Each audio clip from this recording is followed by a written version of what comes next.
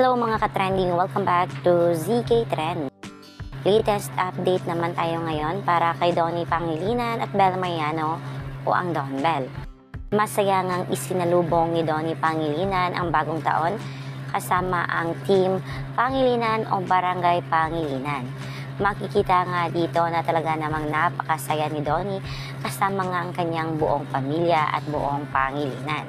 At kahit nga LDR silang dalawa ni Bel, ay talaga namang kitang-kita mo ang kasiyahan ni Donnie sa pagsalubong nga ng bagong taon. Marami ring nagsasabi na kapag LDR nga itong dalawa, ay talaga namang may pabigote itong ating Donato. At talaga namang napakagwapo nito sa kanyang bagong Instagram account post na kung saan nga ay kitang-kita ang kagwapuhan ni Donnie habang nakasmile nga sa camera.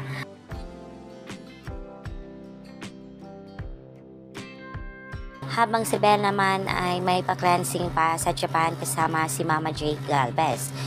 Ngayong araw nga ang balik Pilipinas dito ni Bel na talaga namang inaabangan na ng lahat ng mga babis ang pagsasama at pagkikitang muli ng Don Bell.